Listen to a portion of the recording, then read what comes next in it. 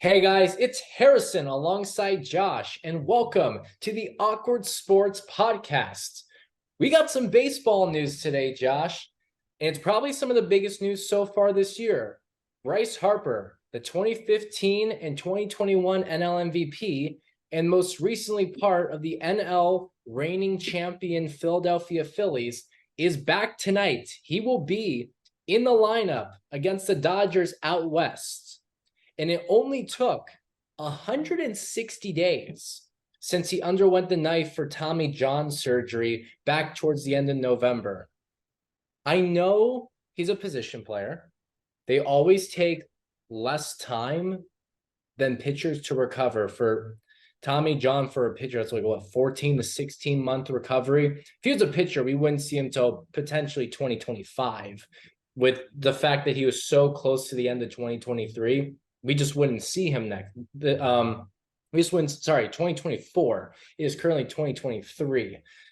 Just want to make that little correction there in case someone heard that.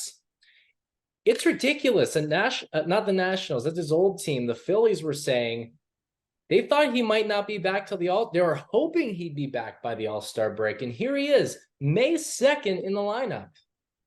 Yeah, I saw that number 160 days after the procedure. He's obviously making his return, and I just had to double check because I saw the number earlier today and it was pretty shocking. I was like, how many days? And it just seemed so unusual. Obviously, you touched on some great points. He is not a pitcher. Pitchers would obviously have a much longer timetable for recovery, rehabilitation process, and getting back to playing shape. But obviously, him not being one of those pitchers, an outfielder or a DH that he is, it's still, despite that, it's still remarkable that he's making this quick of a return. Hopefully, knock on wood, that this, goes well for him tonight and that he didn't come back too soon. Yeah, and I mean, really, we'll only be able to tell if he came back too soon as he gets going. When someone is your star player, you don't bring someone back this fast unless you are that sure he is ready to go. He is too valuable to just say, we just got to bring him back right now because what's are the Phillies numbers right now? They're only, here's the numbers to prove they're only bringing him back because he is ready, that there's no rush. The team, they are 500, but from an offensive standpoint, they are third in batting average, top 10 in slugging, OPS, they're 12th in on-base percentage, and Harper being back will help with that. That man can take his base. Fourth in doubles, first in triples, 25th in walks. Harper, again, will fix that. This is not a team that's necessarily like they're missing Harper, but it's not to the point of desperation where if he needed more time, they could afford to let him, recover for another month or two, really. Yeah, and that acquisition of Harper, obviously by the Phillies a couple of years back, he's not just valuable just because of who he is, but also the dividends that has been paying off since then. Obviously, him going to Philadelphia, he had been recruiting Trey Turner. A story came out on that. That led to ultimately the Phillies landing Trey Turner, the star shortstop, getting him away from the Los Angeles Dodgers, also a former national. The Harper and Turner played together there. So that it continues to pay off as well. So he's valuable, as talented as he is, but also in bringing other players along with him, really helped the Phillies become what they are now and are now World Series contenders, as we saw last year. Yeah. And remember, this is a Phillies team that, with Harper coming back, he had injuries last year as well. And we'll get to that when we bring up his numbers in a second. Last year, the Phillies, they're currently 15-15. Really, in the grand scheme of things, not much better for a 162-game season. 87 wins, third place, last team to get a wild card spot, and they just went on a run. This team is definitely much better offensively.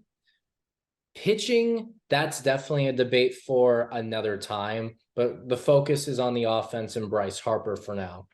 In his 2022 season, shortened by injuries, played 99 games, slash line of a 286 average, 364 on base percentage, 514 slugging, OPS of 877, 18 home runs, and 65 RBIs. And for these stats nerds, an OPS plus of 147.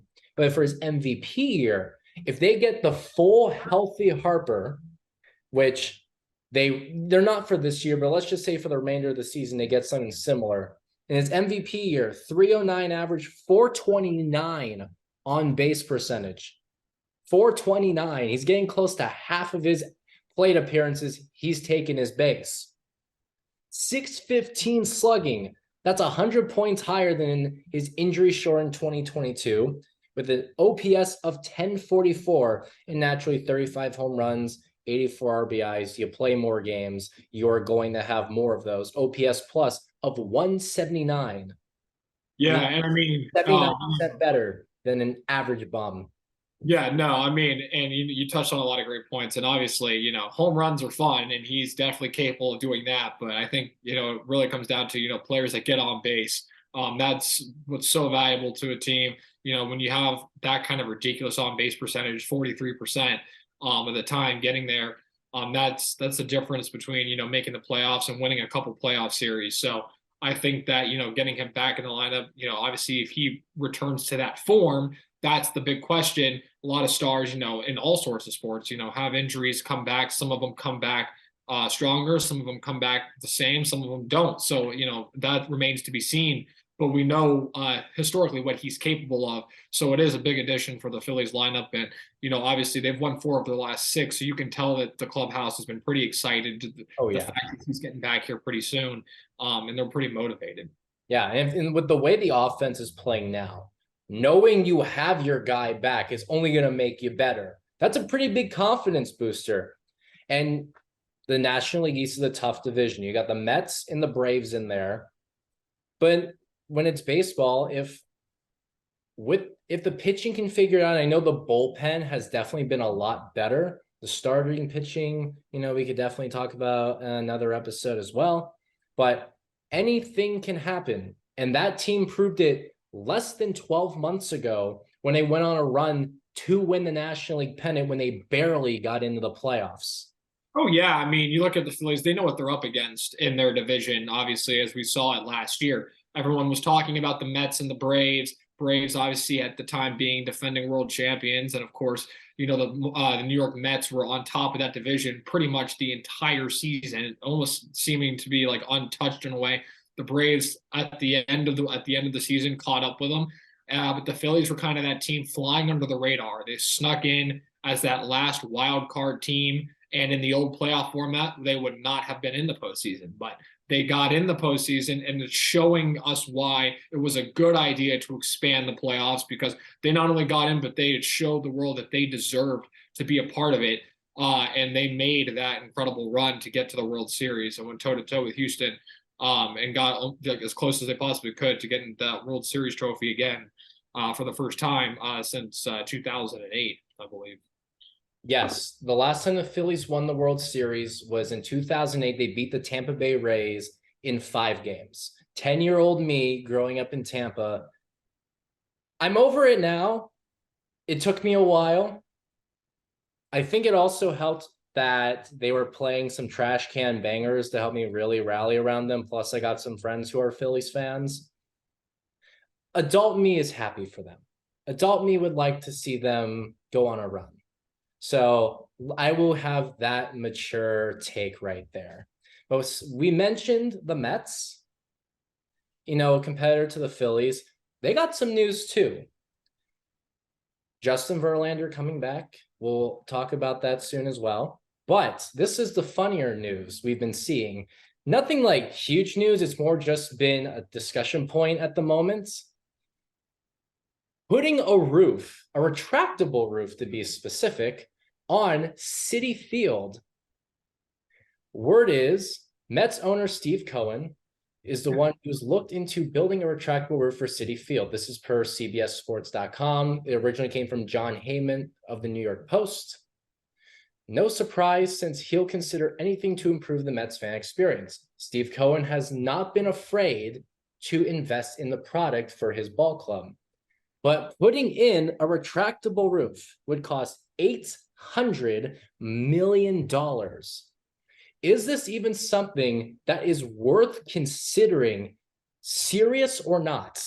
And I see that smirk on your face. I can tell how much you realize of this meme. We know, given Steve Cohen's history, that he is a big spender, so he likes to spend his money for sure. I just can't help but think when you're talking about retractable roof, how expensive that would cost. I can't help but think of just the insert meme of Michael Jordan on the UNC basketball court giving a motivational speech and saying, "For you guys, the ceiling is the roof," type of thing. Didn't land at all. He thought that was going to land, and that's all I can really think about. I don't see the benefit to them adding a roof to Citi Field at all. But I don't own the team. I don't own the stadium. You do you. Yeah, I mean, it's an interesting one. I'll give them that. 800 for the record. Citi Field, the building they already play and the one they want to put a lid on, cost 900 to build the whole thing. This was in the late 2000s. Adjusting to inflation, it's still $1.14 billion. So about 340 million more than it would cost to add a roof. Like when you're already looking at numbers like these, you either at that point have to say, is it better to just build a whole new building, which you're not going to? This building is 15 years old. It is not even old enough to drive. So you're not going to build a new one. I also know how frequently in the year would it justify putting a roof on it? Like this isn't Tampa or Miami where it just constant downpour all summer. You have no roof in Tampa, you're going to have 40 rainouts. Miami has a retractable roof for a reason, and it's always closed. Always closed. Sometimes it's open. I wasn't when I went. It wasn't open. We could talk. I went when the roof was closed. To your point, for the Miami one, rather. The Rays Stadium, we could spend hours and hours talking about that stadium as a whole. Yeah, the biggest issue with Tropicana Field, it's not the fact that it has a roof. That might be its big saving grace. Yeah, sure. When you're in New York City, yes, April can be a little tough weather-wise. October is also pretty cold for the playoffs. But for May, June, July, August, and even some of September, you're going to get some great weather in New York City. I used to spend a ton of my childhood going to New York City in the summer. It's scorching hot. And I guess that could be a benefit in the thing, like, you close the roof, it's air conditioned. But when you're in a part of the country that has dealt with winter, you don't want to be inside. You want the outside, the New York baseball experience. It just doesn't make sense to do it. There's very few places that even justify like some places having a retractable roof, it makes sense. Look, I get the idea, but also one more thing to realize too, adding a roof can be so unrealistic. Remember when the Kansas City Chiefs thought about doing that to Arrowhead? It wasn't feasible. Yeah, and I mean, I'm not an architect expert or a roof installation expert of any kind, but looking at baseball diamonds and looking at how some of these parks are constructed, I have a hard time mentally wrapping my head around, how they would go about adding a roof to certain ballparks, obviously that weren't designed to have a roof to begin with. I feel like, obviously the price is self-explanatory because of how much work it would take to just put one of those things up.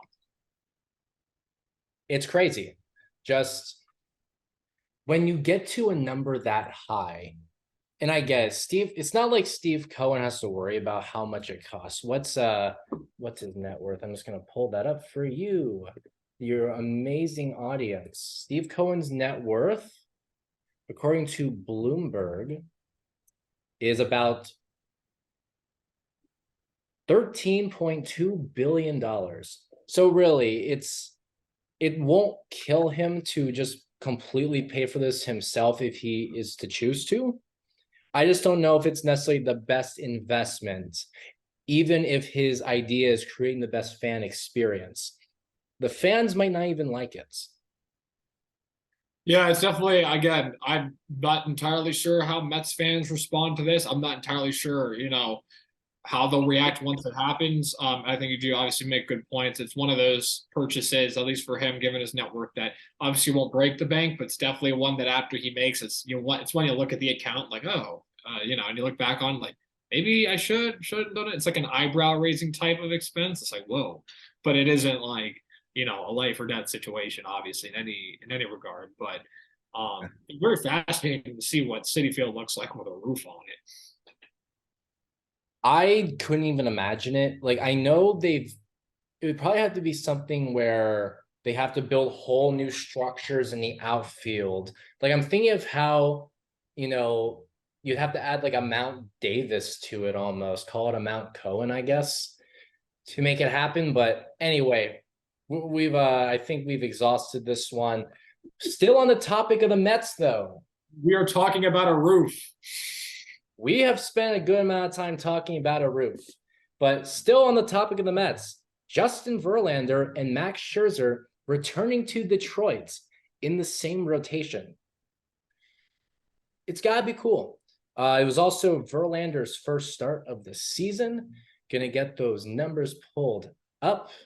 While you do that, I have to, get a talk point in while I get this up for you. Yeah, it's pretty crazy, obviously with Scherzer and Verlander, going back to their Detroit days. Obviously, those Tigers teams, they made a World Series with Miguel Cabrera.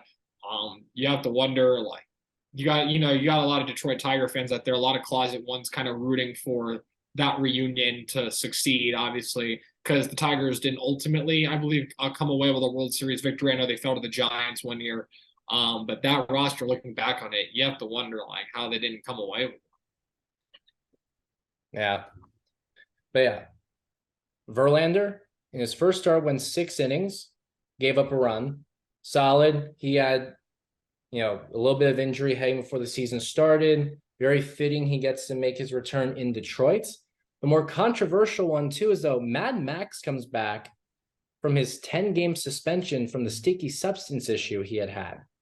Now, I say that as if he was attempting to use an illegal substance on purpose. That's still very finicky, tried to wash off the rosin, got a little stickier. And I'm curious how that will affect just the sticky thing that's been going on now. What was it? Almost 2 years. It was the mid-2021 season when they started cracking down on this, where pitchers sometimes have to unzip their pants to get checked to make sure that they're not using spider tack. There's definitely that cloud around. Well, for Justin Verlander, it's seen as a nice homecoming. He was the ace for years. Scherzer, it's still nice, but with him coming back, it kind of almost sours it a little bit, even when it really shouldn't. Yeah, and if I remember correctly about the Scherzer obviously getting yanked for being accused of having, sticky stuff on his hands. I believe that since they had been doing those checks, I think it was like there had been 2 ejections before the Scherzer incident happened, and both were by the same umpire that threw Scherzer out of that game too. So I thought that was something to know. I did read an article. That doesn't surprise me at all then. Yeah, it was just like there wasn't one in any other game by any other umpire. The 3 that happened were all by the same guy, which I wonder, what's going on with that. Obviously, I mean, I get you're trying to obey the rules. I get you're trying to, go with the letter of the law, but it just kind of seems odd to me that like the 3 that would happen would be with the same guy. Maybe he's reaching a little bit. Maybe that ump's reaching a little bit. I'm not so sure. Yeah. Anyway, we'll see how it all changes. We're going to make a jump to semi-jump to the American League. The Tampa Bay Rays and the Pittsburgh Pirates will play each other, and they have the 2 best records in Major League Baseball. The Rays, 23-6, with a winning percentage, a ridiculous 793. And then you have the Pittsburgh Pirates, 20-9, with a win percentage of 690. I'm saying 690. If you want to say a specific follow-up to that number, leave it in the comments section. Anyway, Josh, this has been a fun season for the Rays. I'm sure over in Pittsburgh, it's been very refreshing after years of rebuild. You can kind of joke maybe this is the Chris Archer Bowl as well, given that these are the two teams that made the swap. Yeah, I mean, yeah, it's a good point. Obviously, Rays fans talk about that trade a lot, acquiring, Tyler Glass. Get posters out. There's going to be plenty. Both teams obviously are off to phenomenal starts. They're actually playing right now. It's the middle of the first inning. It's still 0-0. The Rays started Fleming, and now they're up to bat. So they withstood an early threat from the Pirates. They had two guys on with 2 outs. Didn't come away with any runs there. But yeah, no, this is one of the more fascinating series. Two franchises that, obviously the Rays the past few years have been better, have been very good. A team that's been making the playoffs, hungry for a World Series title. But the Pirates on the other end of it, having a lot of losing seasons recently. But both, been really looking, both fan bases have been really looking to see these teams win for a long period of time. And it's definitely, I feel like, refreshing for both clubs as they're going against each other. I don't think many people, I know it's still early, but I don't think many people would have thought that the Pirates and the Rays were going to have the 2 best records at this point of the season so far.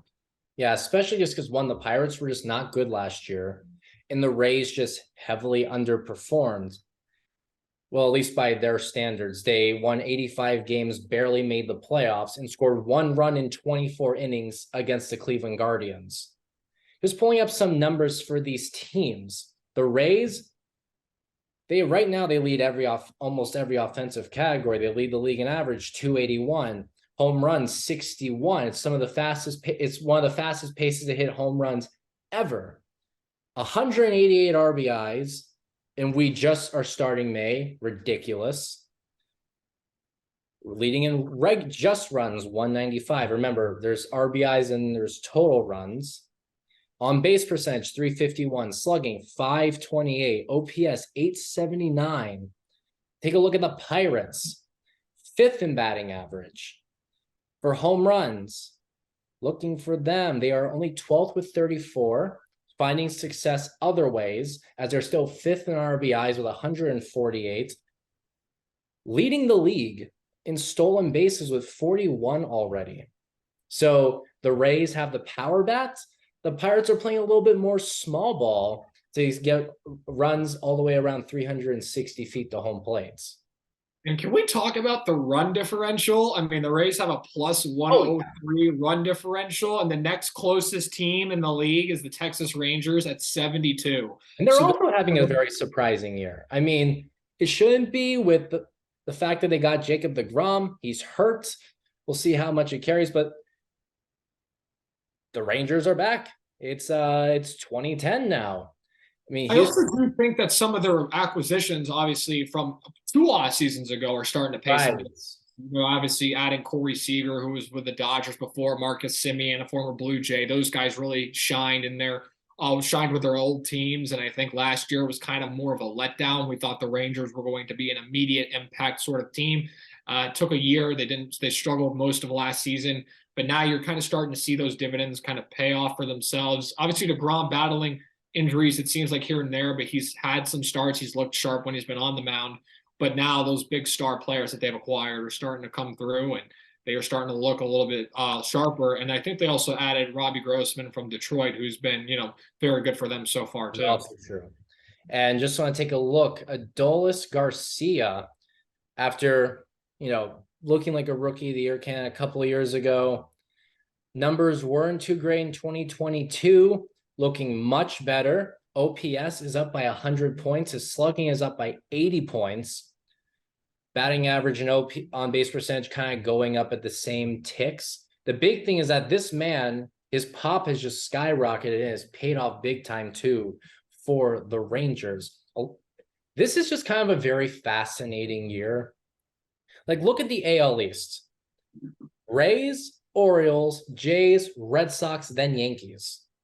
This is the script completely flipped literally on its head. Usually it's like Yankees and Red Sox, sometimes maybe a bird team or the Rays are in the middle. If you go Maybe a back bird. go to the Devil Ray era, it was always Devil Rays at the bottom apart from '04.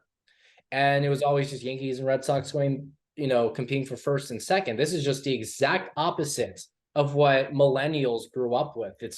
I know it's only a month in, but you don't get to see this even this far into the season. Yeah, no, not at all. And I mean, obviously, you touched on those Devil Ray days, and obviously, '04. I was, a year for that division all the way around. Boston. The curse of the Bambino, the New York Yankees Right. had the 3-0 series lead, and of course, the Kurt Schilling bloody sock game, and the Red Sox make the improbable 3-0 comeback. In The that only time it has ever happened in any point in MLB postseason history. anytime it almost happened to the Rays a few This years is back. true. Houston, Charlie Morton True. saved the day in Game 7 in the 2020 American League Championship Series. Came in, pitched a stellar performance to get the Rays back to the World Series for the first time since 2008. Absolutely. And a couple more shutouts I want to do across baseball. The Marlins, 16-13 entering the month of May. They're having a much better start to the season after a few years of poor performance. Some of those new guys coming in starting to pay off. Obviously, we know Sandy Alcantara is one of the best, is arguably the best pitcher in the National League. He won the Cy Young last year. The Cubs are starting to look good again. They have some guys that I'm not totally familiar with quite yet, but they're contributing. The Dodgers, they're doing their usual thing after a slow start. The Diamondbacks, 16-13. It's just kind of nice to see some teams just that you usually see towards the bottom of the standings contribute. It's fresh. It's good for baseball because let's be real, some of these fan bases, they're going to go to games no matter what. The Dodgers, the Yankees, the Red Sox. These are I'm sure their attendance will be lower if they were not having good seasons, but that's just everywhere. It's a chance to get interested in your team that you've probably been, some of these fan bases have been dormant. Oh yeah, I mean, Chance to be you touched on a lot of great points there, and obviously to your points, what you're saying is part of the reason why a lot of these teams, despite how they do, fans will show up are for the staples that they play in. Wrigley Field, people want to see that. It's a bucket list item. Fenway Park, even though they rebuilt Yankee Stadium, it's still a place people want to check out. So, I mean, people are going to go see those teams play regardless of their record. Obviously, to the Yankees being at the bottom of the Division One, it's very good, but two, they're also battling a lot of IL issues. But also to your point of the parity of the league, it's fresh faces succeeding the Diamondbacks, the Pirates, and so on. That's kind of what baseball has kind of been. Obviously you have some of those teams that are good year in and year out, obviously, but you do have a lot of teams that are bad, able to rebound pretty quickly. You don't have a lot of these 7, 8, 9 year droughts that you see in other sports. Usually in basketball, if you're a good team, you're probably going to be pretty good for a while because you have your core in place. I don't need to wake up tomorrow to know that the Boston Celtics are going to be good again next year. At the same time as I think that maybe a team like the Houston Rockets is going to be in the basement again a year from now, barring a Miami Heat type reunion, type of adding multiple stars to their team. So hockey is kind of the same thing too. You put together a roster, those teams are usually good for a while until they blow it up. So baseball is that's kind of what they've been. Every year you kind of do see some surprising teams like San Francisco Giants a couple of years back. Nobody thought they were going to lead the league in wins, and they came out of that Western Division when people were talking about the Dodgers in the regular season. I'm referring to, and they won that division, and they were stellar all year long. And people were talking about the Dodgers and the Padres and other teams as well. Yeah, and look, those are teams that are going to be competing this year. The Padres still excel. The Dodgers are the Dodgers. It's a long season, but because we're in April, I thought quickly before we wrap up, it'd be fun to do some too early predictions like MVP, Cy Young, and we'll do the AL and the NL because this is baseball. Each league, because tradition gets its own awards. Think of it as like offensive and defensive player of the year in football, even if that's not necessarily a direct comparison. Right. All right, Josh. If you had to make a pick now, who are some of your picks? Again, for Cy Young, obviously very early. Obviously health also plays a factor in it. I think you touched on some good points as far as the National League goes. Alcantara from Miami winning it last year. I think, if he stays healthy and continues to do what he does, obviously it's hard to win back-to-back Cy Young awards, but I think that he's definitely in the mix over there. In the American League, again, last year with Tampa Bay, they had, Shane McClanahan in the running for it all the way up until he got hurt. So I think that if he stays healthy, he's going to have a bid for it too, especially with how well Tampa's doing in the win-loss column. I think that does have a factor, maybe not huge, but I think that does have a factor in the voting process too. I think those are two guys, obviously, you look at, and I would look at for the remainder of the season to see if they can maintain their production that they're at right now. Oh, for sure. A Cy Young pick that I want to look into, and you just kind of have to hear me out. Shohei Ohtani. Ooh.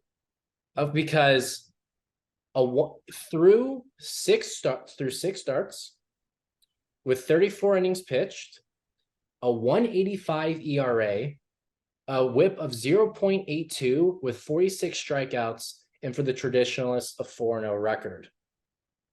If he keeps up these stats, he will probably be MVP and Cy Young. Because let's just take a look at his batting stats too.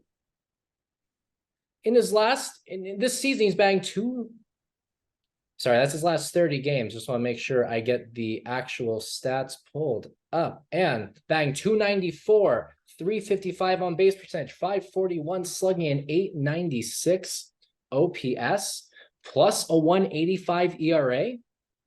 If Aaron Judge isn't breaking home run records, and I originally thought before this, I'd say maybe Matt Chapman wins the MVP because of his ridiculous start, but I think Ohtani is going to outdo himself yet again. The World Baseball Classic got him warmed up better than any spring training game could ever do. And that actually, begs the question for me with my limited baseball knowledge and the history of the game.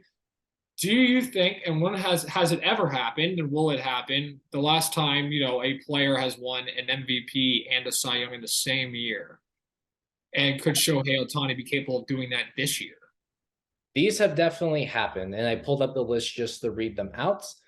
This is according to CBS News, 10 pitchers to win the Cy Young and MVP in one season.